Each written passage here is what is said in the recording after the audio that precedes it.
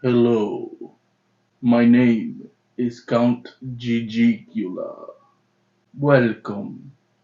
Watch this review, and in exchange, I will grant you a life beyond your wildest nightmares.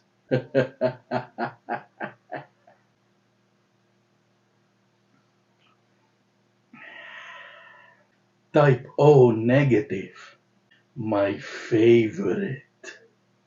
So Renfield is a brand new horror comedy film starring Nicholas Hoult and Nicolas Cage. Saying their names out loud now just made me realize they're both named Nicholas. Directed by Chris McKay. The movie follows Robert Renfield as he's trying to break free from being Count Dracula's servant, after coming to realization that he just wants to live a happy and free life, after now having served Count Dracula for a very long time. Now this movie wastes zero time giving you information. Right off the bat, it gives you insight on how Renfield met Dracula and everything he's been through with him up until present day. But the way this movie goes about it is pretty unique. Because on one end, it's offering backstory and a proper setup. But at the same time, it's serving as an entertaining opening sequence. And I know I say this a lot, but I was having an absolute blast right away. Now, Nicholas Hoult is honestly great in everything he's in. But one of my favorite things about him as an actor is how good he is at playing wholesome and innocent. He's so convincing. And for a character like Renfield, who's essentially a good person, who just wants to be happy, but through the goodness of his heart, falls into Dracula's trap over and over again. He was perfect for the role. And I'm sure plenty of actors could have played this role well in this movie, but for some reason, I'm glad it was Nicholas Hoult. Now, as expected, one of the biggest standouts in this movie is Nicolas Cage as Count Dracula. When it was first announced that he was cast as Dracula, I was kind of mind blown. Because to me, this was brilliant casting, especially for what they were going for. And also because I can't believe I've never even considered Nick Cage ever playing Dracula. And now, after seeing his performance in the role, I'm just excited about the fact that there's an actual movie in which we have Nicolas Cage as Count Dracula.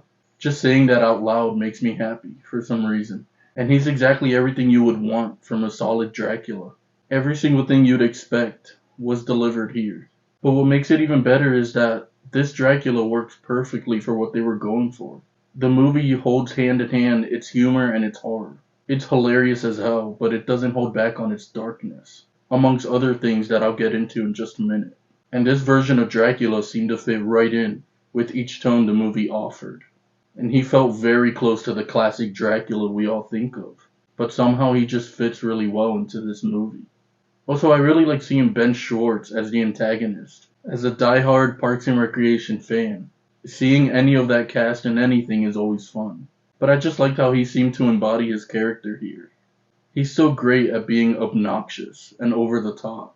Add manipulative and evil to the mix, and you've got yourself a great villain.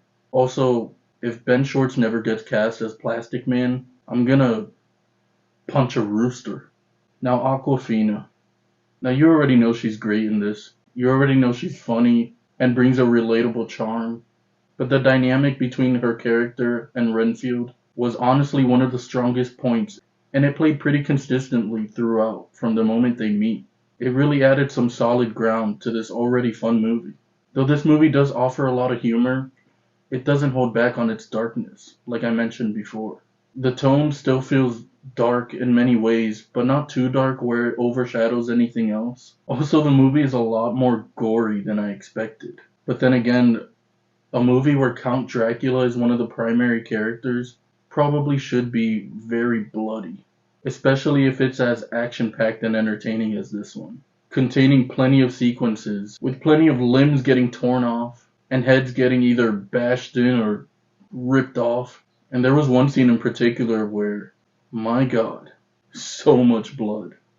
Top it all off with humor that delivers and sticks every landing, and a strangely perfect cast in this strangely fantastic film, which is why Renfield gets a 9 out of 10.